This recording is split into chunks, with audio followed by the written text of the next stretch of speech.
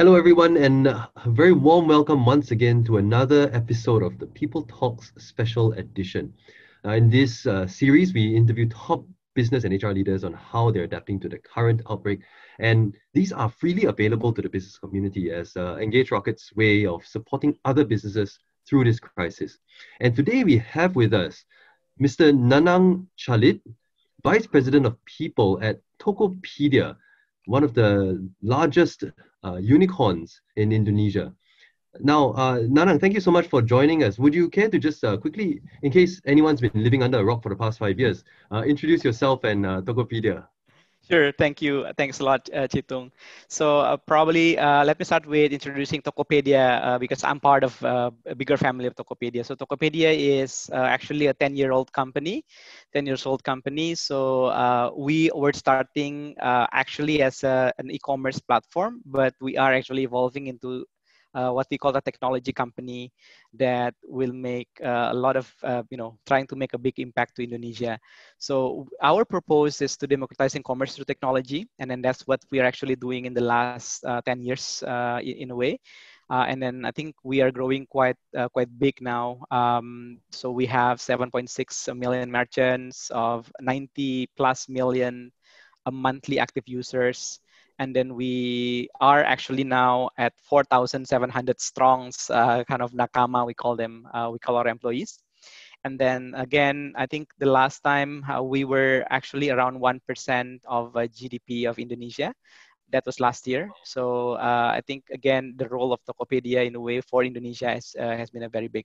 I myself joined Tokopedia last year, so I'm about to close 1 year in Tokopedia in my first year anniversary in a way in the Tokopedia. I was working for a global multinational company before FMCG. So that's where I start my career in HR for 15 years before I joined Tokopedia last year. So I think that's just a bit introductions about me, Chitong. Thanks for having me though. Well, thank you for being on the show. And you mentioned something that's very interesting to me, and I'm sure to many of our listeners. You call the employees at Tokopedia Nakamas. Yeah, Now, why is that? How did that come about? yeah. So our founder, William, is actually he's a fan of this One Piece comic. I mean, if you also come from kind of my generation, there's a lot of comic books, like Japanese comic books, right? And then there's actually this One Piece stories about a group of pirates who's actually doing good kind of thing. And then they called each other Nakama. And then I think the concept of Nakama is that it's more just beyond, it's more than just colleagues. So it's a friends, it's a comrades, and then you're spending your time with them actually more than you spending your time with your family. So we want to create that cultures and then embody it in the way we call ourselves as part of the big family of Tokopedia in this one ship of Tokopedia by calling Nakama. So I think Nakama embodying that values that you are beyond just work colleagues. You are a comrades. You're a friend. You're actually more beyond than just friends. So it's like a family, but in the workforce. That's actually why we call Nakama Chitung. That's such a good story, Nanang. I think also is extremely relevant to the current situation, right? I mean, all of us. I mean, more broadly, I mean, there's like all of us are dealing with this COVID situation. Do you actually think the situation is currently now for Indonesia, especially since you guys deal a lot directly to the consumer? You see firsthand what's happening. Yeah, exactly. So I probably will not be able to share kind of first-hand information or kind of direct observation through the merchants because I'm not dealing with them on day-to-day basis. But I think from a crisis management perspective, I'm actually working on like daily having what we call a 911 meetings just to make sure that we anticipate what's going on today and tomorrow, right? That's actually what crisis management teams would look like. So that I think throughout those daily check-ins, we are trying to address the risk and then trying to anticipate what does COVID-19 means for Indonesia. Now, I think from a macro perspective, I can tell you that this is going to be a long run. Like it's a kind of marathon kind of journey for Indonesia. The reason being because I think the the fact that Indonesia is a country with more than 250 million people, and then it's spread across geography. So I think the authority or the government has so many considerations when they need to make a decisions on what needs to be done. I mean, a lot of countries are doing, the standard protocol of, let's say, a lockdown, and all this thing, right? Making sure your hospitals are well supplied, all this thing. And I think that decisiveness and final clarity on the government side, that is one thing that I'm sure a lot of people in Indonesia is waiting for. And then it's due to come. And I think that's my point number one. So if you are then asking what then the business community are doing about it, what we can only do, we can only making sure that our household are taken care of. That's first number one. So I think workforce protection was the most important priority. And then the second one, then we talk about business continuity plan, right? I think those are two big priorities in everyone's head right now in Indonesia. Now, I can talk about workforce protections and what we did in Tokopedia, for example, what we have done so far, maybe later in this chat in a way. But I think from just on that, whether Indonesian companies are well equipped with one, the right workforce protection protocol and policies, and the second one, business continuity plan, which is actually more advanced, I would probably score ourselves, six the most, out of scale of 10 on how Indonesian companies actually responding to it. I think, in general. So that's, I think, just a starting point of the discussion. And I mean, I obviously when we ask a lot of Indonesian companies, like who do they look up to for workforce planning and culture, a lot of them have mentioned Tokopedia actually. What is Tokopedia doing when it comes to thinking about workforce protection and then subsequently business continuity planning? Yes, exactly. So I think one lesson learned that we did, and then we actually keep talking to everyone, whoever came to me to ask for an advice, is that uh, you need to think 2 or 3 steps ahead, because it's coming, and then instead it's like it's like time bomb kind of thing. Before it explodes, then you better manage it early, right? So I think we manage things quite early in Tokopedia. So for example, I think as early as in January, we already apply self-quarantine protocol for people who coming back from international trip. Uh, in I think also early February, we apply a visitors protocol where people who come outside Nakama, whenever they come in the registration desk, they need to declare whether they are coming from, you know, traveling or coming from a country that has infected with COVID. And I think, again, by the time they press yes, then a certain protocol was being set in motion. Like the person needs to be given a mask and then meeting with our nakama in a distance, all these things. Or even we sometimes ask, do you think you can even, schedule the meeting virtually just to make sure we are safe? So that was in place as early in February. Temperature check in the workplace we initiated early, and it was quite weird because the building management at that time, we asked them, why don't we do the whole building? And then they said, you will make a scene, and we don't want to make a scene in the building by having temperature check, because there's no positive cases happening in Indonesia, right?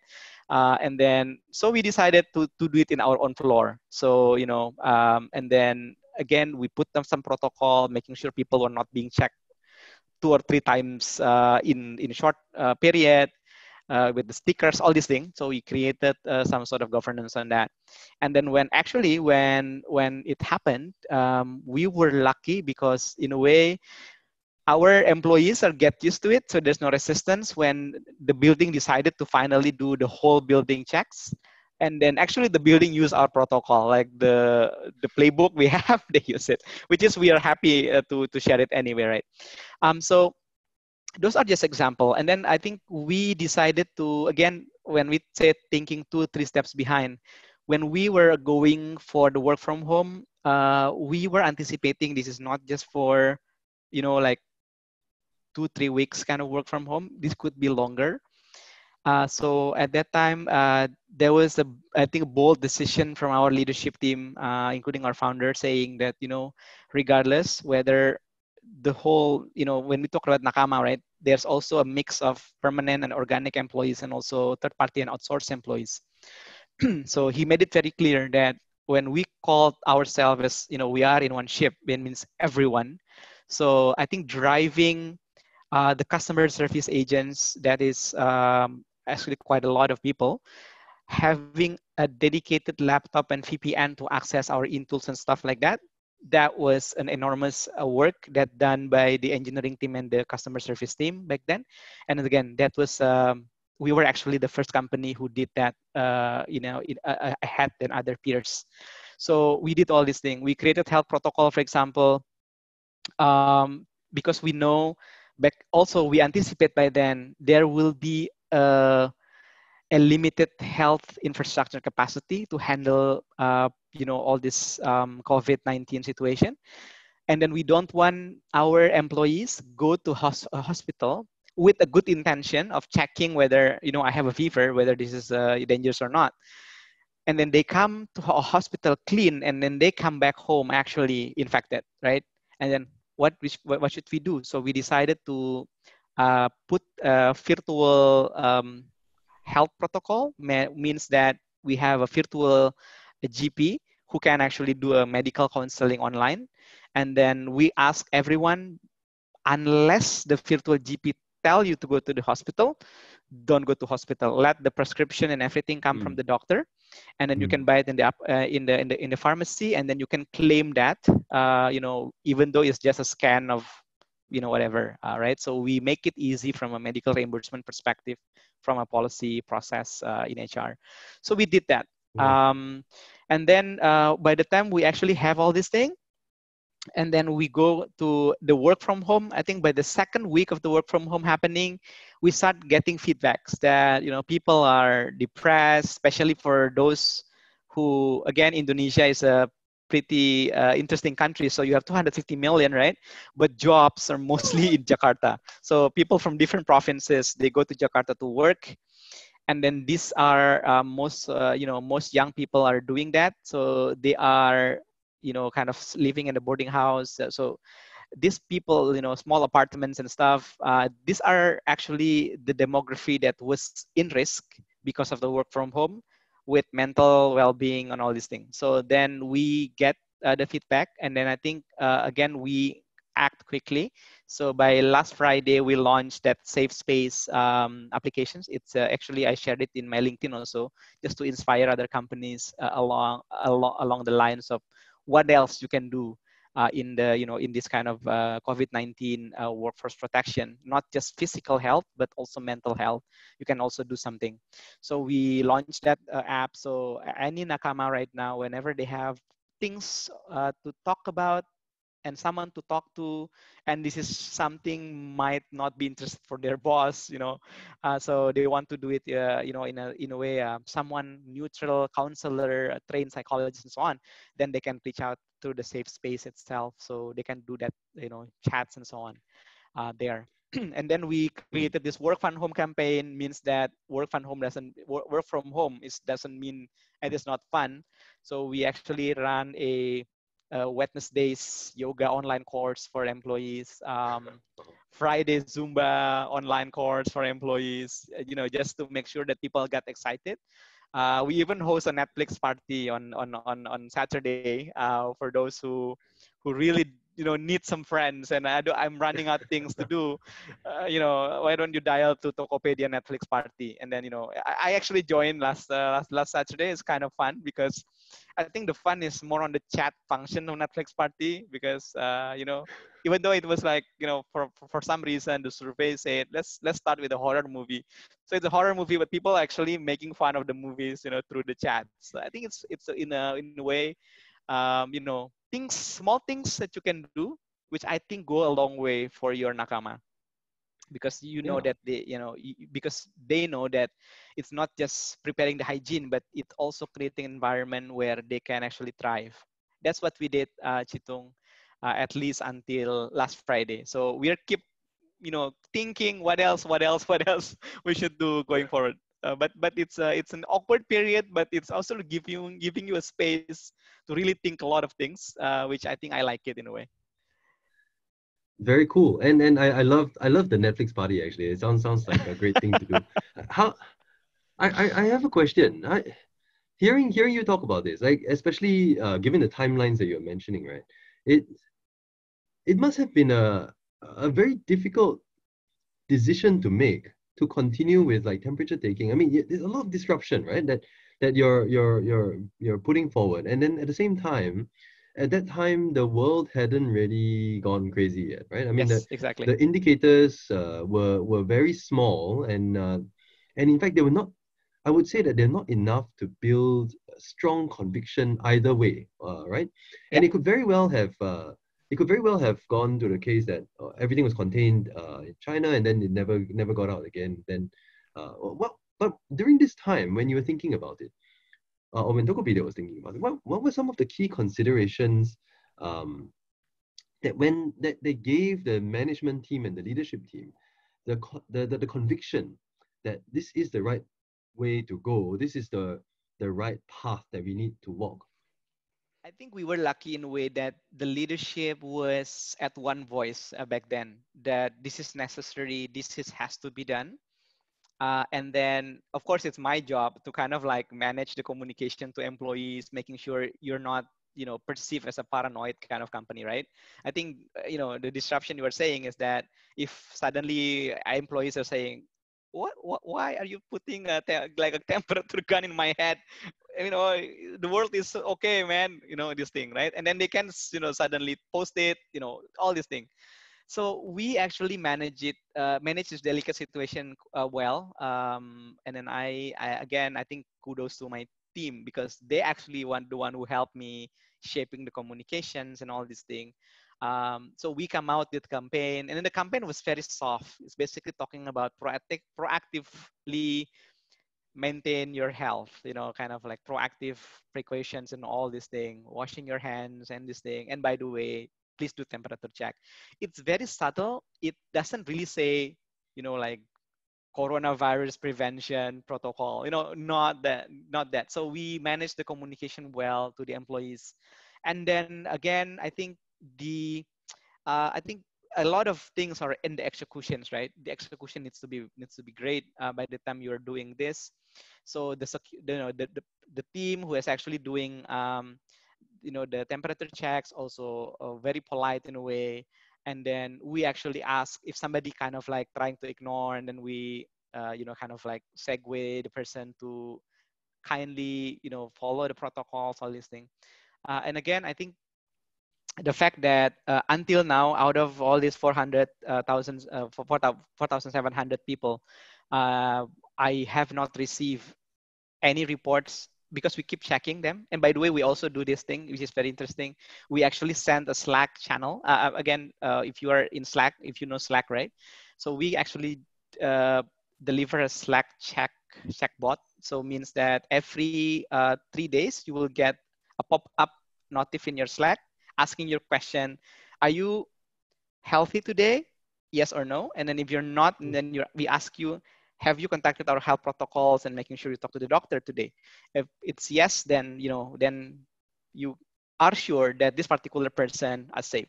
But if the answer are two no's, and then that flags my people team to then follow up with the leaders. For example, Nanang is actually saying no to this question. Has is he okay? Have you talked to him today? Like we followed that in the back end, just making sure that everyone is safe. And I think, again, I'm kind of happy to know and proud in a way that as per today, none of our employees are, classified as, either, for example, the COVID-19 positive, and then again, God forbid, or this the other two sequencing of the pipeline, right? The patient under supervisions and so on, so on. So we're lucky we're not having that. And I think that's, in a way, the way I look at it, it's a result of our rigorous prevention that we started as early as in Jan until Mm. now. So I think Yeah. that would be the one. I think the one voicedness of your leadership. Mm. And then the second one is how you manage the communication down, make it as delicate and subtle as possible to prevent resistance, were key back then. Mm. And that environment of like constant vigilance and strong communication, right? I think that's a Yes, constant very vigilance. strong, very potent combination to be able to lead the team of all the nakamas through this period. Yeah. Just one last question. What is one thing that you'd suggest leaders in other businesses think about, let's say, plan for the challenges ahead, and as we both chatted about, like there are going to be a challenge, like this challenge is going to continue. It's not going to go away overnight. What's one thing that you would ask them to or suggest that they think about? Yeah. I would say probably be vulnerable means that you will not have all the answers. And I think reach out as much as possible to anyone. I think, uh, again, this is very funny. I actually have a group WhatsApp group of all the tech chief HR in a way. And then the reason why we decided to have it, because all of us feel, this is not the moment when you're trying to be competitive. This is a moment when all of us as a chief HR needs to be vulnerable, share things, if I have a questions, I would love to hear your answer. If you have question, then feel free to come up. Then I'll be happy to answer. So I think being vulnerable is the most important thing right now, because you will not have all the answer yourself, right? And then what does it mean? Who should I reach out to? You can reach out to, I think one is your professional kind of colleagues. Again, if you're an HR person, I think having that trusted colleagues to talk to would be good. But if you're a business leaders, you can also reach out to basically your fellows, business people too, right? And even come up and then be vulnerable to even your employees.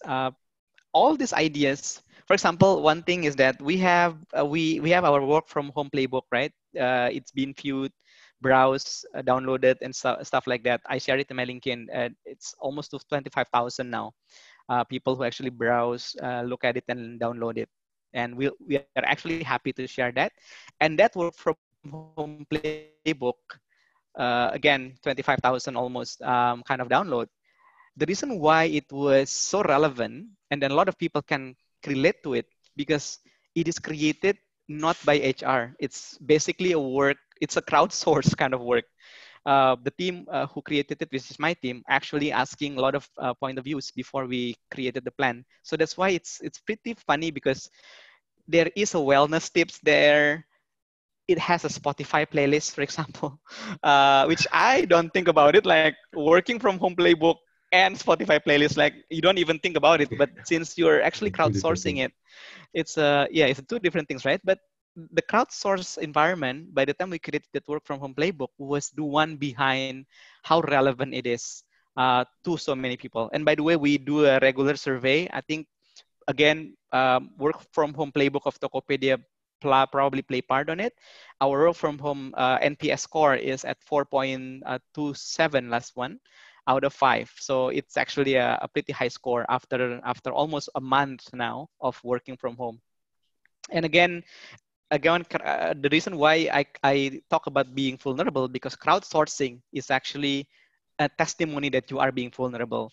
That Spotify playlist I was talking about. Last time I checked, there are 300 songs, and like there's so whenever there's a nakama saying, you know what, I found a very good song, here it is.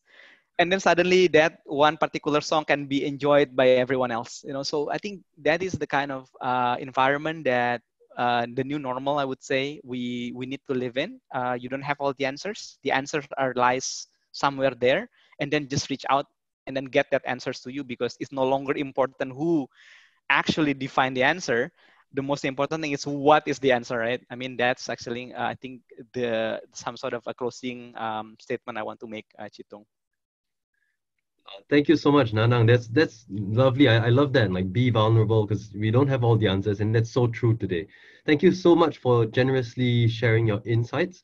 I've definitely learned a lot over the past 20 minutes, and I'm sure those watching have too. So this has been a special edition of People Talks. Thank you very much, Nanang, for joining us, and stay healthy and stay safe. You too. Thanks, Chitung. Cheers. Take care. Bye bye.